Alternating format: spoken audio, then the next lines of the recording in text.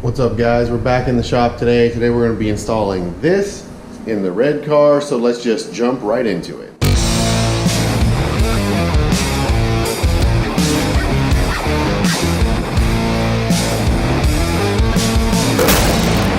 So today I'm going to be replacing these forward control arm bushings in this side.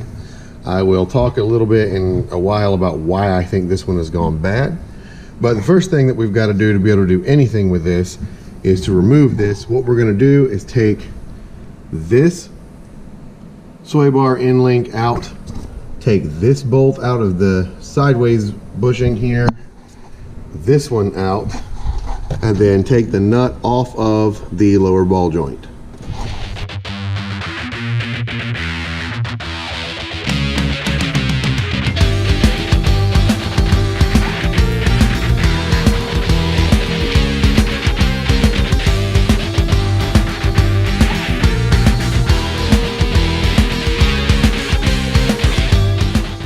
Okay, so I've removed the arm and cleaned it up a little bit for you guys. One thing I didn't mention before is you need to make sure that you unclip these from the ABS sensor wiring so that you don't accidentally pull that out with it. Other than that, now is a great time to check things like this bushing, which in this one is still in good shape, your ball joint, which is also still in good shape in this one.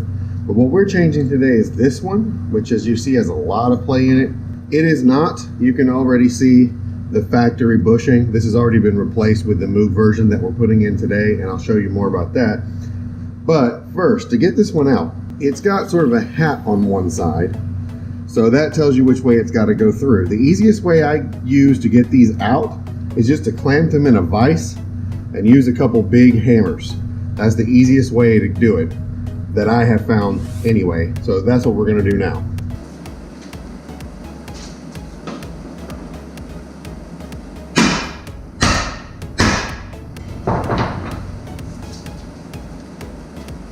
For clarification, this is a little bit of what I used to knock that bushing in and out.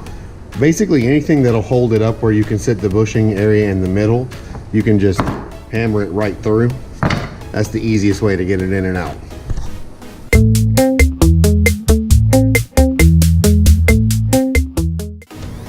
Okay, so here's what's different about these problem solver ones. I've taken this boot off that you see on the new one, so that you can see the inside on these, instead of being a bushing, is like a heim joint, like a little ball and socket joint. And this one, as you can see, is just worn out. It's just got a lot of play in it.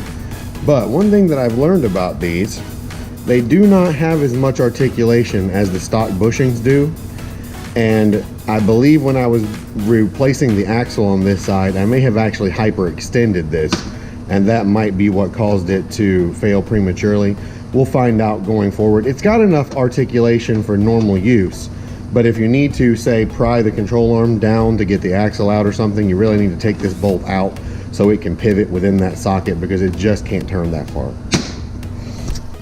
So here's the new replacement bushing installed in the arm. You can see how it seats up against that hat on the other side. So now it's just a matter of getting it put back in. So basically here you are, reinstalled. Looks much better than what I had, and no more play.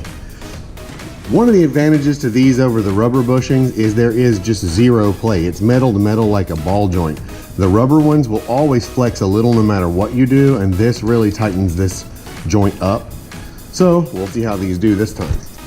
And don't forget to torque the wheels to 100 foot-pounds. And that's pretty much it. I hope that was helpful to you.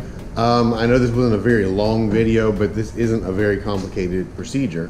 One thing I will show you guys though, this is the part number of Moog bushing that I used. So if you guys want to look that up online, that's how you can find it. I'm sorry I'm not cool enough to have like an affiliate link or anything for you, but they're all over the place. I got those, I think, from Rock Auto, and they weren't even that expensive. So if you like this video or learned anything, make sure you hit the like button on the video. Subscribe to my channel if you're new here. Hit the bell icon if you haven't already yet, and leave me a comment and let me know what you think. And I'll see you guys in the next video.